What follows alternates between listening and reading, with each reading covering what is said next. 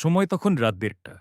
Air ট্রান্সat flight 236 ঘুটঘুটে অন্ধকারের মধ্যে Atlantic মহাসাগরের ওপর দিয়ে টরন্টো থেকে লিসবনের দিকে যাচ্ছিল।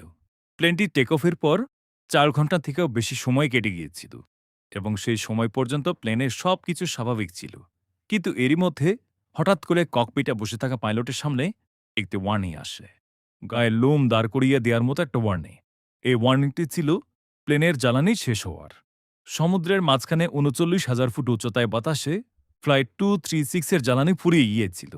জ্বালানি ফুরিয়ে যাওয়া দেখে পাইলটরা হতবাক হয়ে গিয়েছিলেন, কারণ তারা তখন আটলান্টিক মহাসাগরের মাঝখানে ছিলেন এবং দূর দূরান্ত পর্যন্ত মাটির কোনো চিহ্ন ছিল না। অর্থাৎ এখন পাইলটদের সামনে কেবল একটাই অপশন ছিল, আর তা ছিল বিমানে বসে থাকা ২৯৩ জন যাত্রী নিয়ে আটলান্টিক মহাসাগরে ডুবে প্রাণ দেয়া, যা প্রায় নিশ্চিতই ছিল। কিন্তু এরই মধ্যে হঠাৎ করে বিমানটির সাথে এমন কিছু ঘটে যা বেশ অবাক করার মতো ছিল। তো কি এমন ঘটেছিল সমুদ্রের মাঝখানে বাতাসে ৩৯,০০০ ফুট উচ্চতায় এয়ার ট্রান্সat ফ্লাইট 236 এর সাথে? সেটাই জানবেন আজকের ভিডিওতে। তাহলে চলুন আর দেরি না করে আজকের এই ইন্টারেস্টিং ভিডিওটি শুরু করে ফেলি।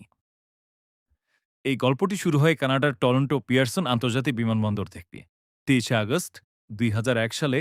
স্থানীয় সময় অনুসারে রাত ৮:৫২ এয়ার ট্রান্সat এয়ারলাইনের এয়ারবাস A330 কানাডার টরন্টো থেকে পর্তুগালের লিসবনের উদ্দেশ্যে যাত্রা করে। এটি একটি ৭ ঘন্টা দীর্ঘ ননস্টপ ফ্লাইট ছিল, যেটিতে ২৯৩ জন প্যাসেঞ্জার্স, ২ জন পাইলট এবং ১৩ জন ক্রু সদস্য ছিলেন। টেক অফের আগে বিমানটিতে প্রায় ৪৬.৯ মেট্রিক টন জ্বালানি ভর্তি করা হয়েছিল, যা প্রয়োজনের চেয়েও ৪.৫ টন বেশি ছিল।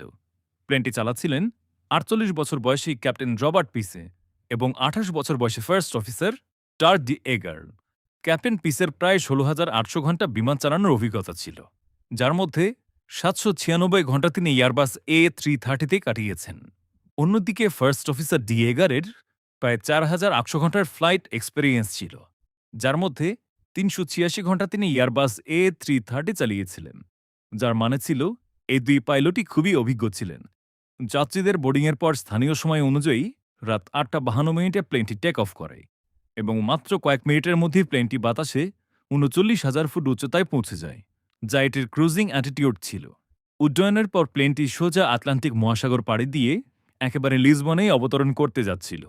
সেই সময় পর্যন্ত বিমানে সব কিছুই স্বাভাবিক ছিল। রাত হওয়ার কারণে অধিকাংশ যাত্রী তখন ঘুমিয়ে পড়েছিলেন। ক্রুজ সদস্য এবং পাইলটদেরও তেমন কোনো বিশেষ কাজ ছিল না। দেখতে দেখতে এভাবেই ৪ ঘন্টা কেটে যায়। প্লেনটি এখন আটলান্টিক মহাসাগরের প্রায় মাঝামাঝি ছিল। এরই মাঝে হঠাৎ করে রাত ১:০৩ ক্যাপ্টেন রবার্ট পিসে ককপিটে একটি অস্বাভাবিক রিডিং নোটিস করেন। কিছু সময় পরে একটি এররও শো করা শুরু করে। সেই এররটি ছিল হাই ওয়েল প্রেশার, লো ওয়েল কোয়ান্টিটি এবং লো ওয়েল টেম্পারেচারের। এখন এই ধরনের দীর্ঘ ননস্টপ ফ্লাইটে এরকম ছোটখাটো এরর আসা নর্মাল ছিল। এমন পরিস্থিতিতে পাইলটরা নিজেরাই বা ক্রু মেম্বারের সাহায্যে ককপিটে বসে থেকেই সেগুলো ঠিক করে দিতেন। কিন্তু এয়ার ট্রান্সat এয়ারলাইনের এই ফ্লাইটে যেই এররটি দেখা যাচ্ছিল তা স্বাভাবিক ছিল না। ক্যাপ্টেন এবং ফার্স্ট অফিসার উভয়েরই এয়ারবাস A330-র ভরপুর অভিজ্ঞতা ছিল, কিন্তু তারা তাদের পুরো কেরিয়ারে এমন এরর আগে কখনো দেখেননি, যার কারণে তারা দুজনেই কনফিউজড হয়ে গিয়েছিলেন যে এই এররটি আসলে কিসের ছিল। কোনোরকম উপায় না দেখে তারা ফ্লাইট ম্যানুয়াল খুলে এই এররটি সম্পর্কে জানার চেষ্টা করেন, কিন্তু ফ্লাইট ম্যানুয়ালেও এ বিষয়ে কোনো তথ্য ছিল না। এখন যদি পাইলটরা চাইতেন তাহলে এই এররটি ইগনোরও করতে পারতেন, কিন্তু এটা স্পষ্ট যে কোনো পাইলট যাত্রী ভর্তি ফ্লাইট নিয়ে সমুদ্রের মাঝখানে কোনোরকম ঝুঁকি নিতে চাইবেন না, যার কারণে ক্যাপ্টেন পিসে এই এররটি সম্পর্কে জানতে এয়ার ট্রান্সাটের মেইনটেন্যান্স কন্ট্রোল সেন্টারের সঙ্গে যোগাযোগ করেন। কিন্তু আশ্চর্যের বিষয় ছিল প্লেনের মেইনটেন্যান্স টিমও এই এররটি সম্পর্কে কিছুই জানত না। তবে মেইনটেন্যান্স টিম পাইলটদের পরামর্শ অবশ্যই দিয়েছিল যে তারা যেন লাগাতার ওই এররটির ওপর নজর রাখেন আর যত দ্রুত সম্ভব তারা ওই এররটি সম্পর্কে জানার চেষ্টা করবেন। এরপর অনেক সময় পেরিয়ে যায় এবং পাইলটরাও এখন এটা বিশ্বাস করে রিল্যাক্স হয়ে যান যে এই এররটি হয়তো কোনো ফল্টি সেন্সরের কারণে এসেছে, যা খুবই স্বাভাবিক ছিল। কিন্তু এই ঘটনার ঠিক আধ ঘন্টা পর রাত ১:৩৬ পাইলটদের সামনে আরেকটি ওয়ার্নিং আসে, আর এই ওয়ার্নিংটি ছিল ফুয়েল ইমব্যালেন্সের। আসলে প্রতিটি বিমানে উভয় উইংসে জ্বালানি সমানভাবে ভাগ করা থাকে, তবে কখনো কখনো একটা উইংয়ে জ্বালানি কিছুটা উপর নিচ হয়ে যায়। তাই তখন ককপিটে ইমব্যালেন্সের ওয়ার্নিং আসা শুরু হয়ে যায়। তবে এই সমস্যাটি দেখে পাইলটরা খুব একটা চিন্তিত হন না, কেননা এই সমস্যাটি পাইলটরা ককপিটে বসে থেকেই ঠিক করতে পারতেন। আর পাইলটরা ঠিক তাই করেছিলেন। প্লেনের রাইট উইংয়ে ফিউয়েল কম ছিল, তাই তারা লেফট উইং থেকে রাইট উইংয়ে ফিউয়েল ট্রান্সফার করে এবং কোনোভাবে তারা এই সমস্যাটিকে দূর করে। কিন্তু তারা জানতেন না যে ফিউয়েল ট্রান্সফার করতে গিয়ে তারা এমন কিছু করে ফেলেছে যা তাদের জন্য একটা বড় বিপদ ডেকে আনতে চলেছিল। এই ফিউয়েল ট্রান্সফারের পর তো এমন একটা সমস্যা শুরু হয় যা পাইলটদের হতভম্ব করে দেয়। আসলে ফিউয়েল ট্রান্সফারের পর প্লেনের ২ নম্বর ইঞ্জিনে ওয়েল টেম্পারেচার কমতে শুরু করে আর ওয়েল প্রেশার বাড়তে শুরু করে। পাইলটরা এখন বিষয়টির গুরুত্ব বুঝতে পেরে একটু সিরিয়াস হয়ে যান, কেননা প্লেনটি তখন আটলান্টিক মহাসাগরের ঠিক মাঝখানে ছিল আর দূর দূরান্ত পর্যন্ত ভূমির কোনো চিহ্নই ছিল না, যার কারণে পাইলটরা খুবই ঘাবড়ে যান এবং প্লেনটি ল্যান্ড করানোর জন্য এয়ারপোর্ট খুঁজতে শুরু করেন। সবচেয়ে কাছের যে এয়ারপোর্টটি ছিল সেটি ছিল পর্তুগালের অ্যাজোরেস দ্বীপে অবস্থিত লাজেস এয়ারবেস। পাইলটরা অবিলম্বে এয়ারপোর্ট কর্তৃপক্ষের সঙ্গে যোগাযোগ করেন এবং ইমার্জেন্সি ল্যান্ডিংয়ের অনুমতি চান।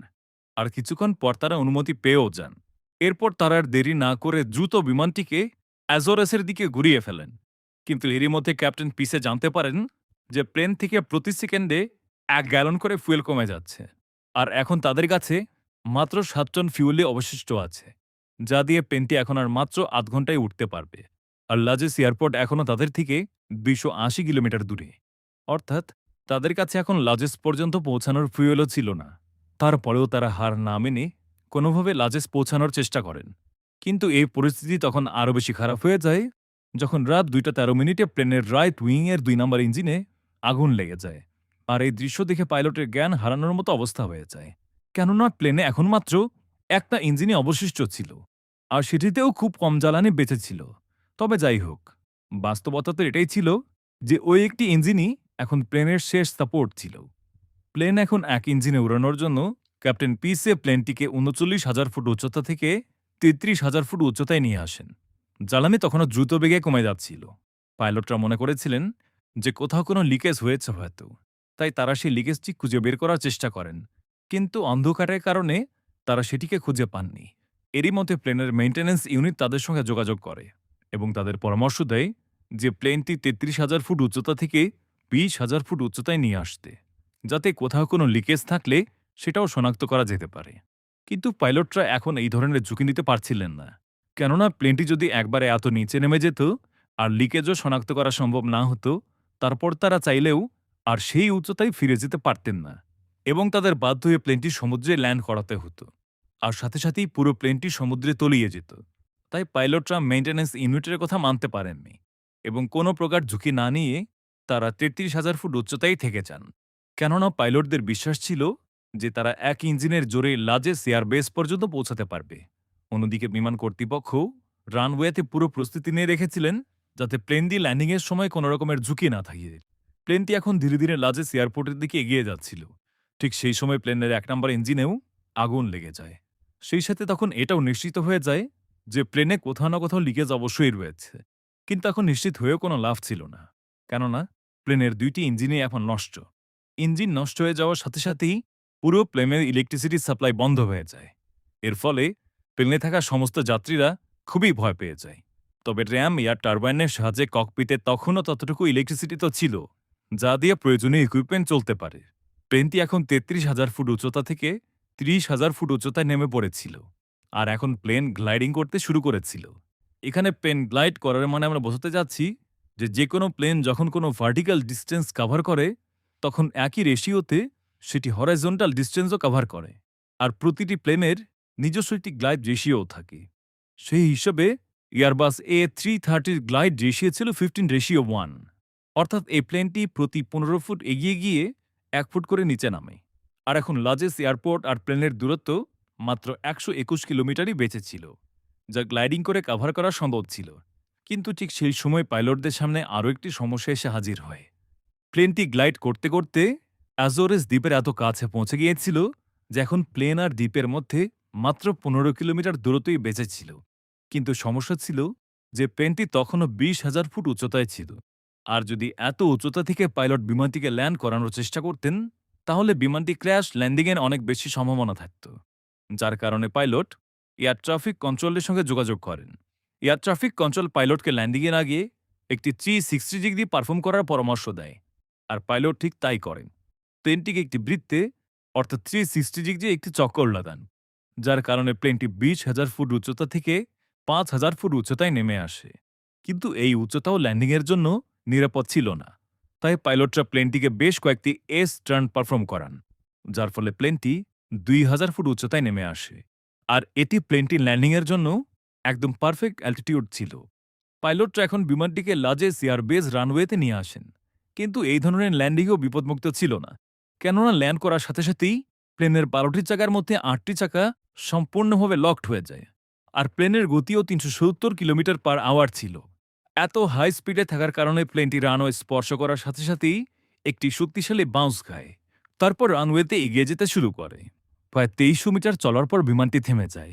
ততক্ষণে বিমানের বেশিরভাগ টায়ারই ফেটে গিয়েছিল, কিন্তু বিমানবন্দরের ক্রুদের সতর্কতার কারণে বিমানটি বড় ধরনের দুর্ঘটনার হাত থেকে বেঁচে গিয়েছিল।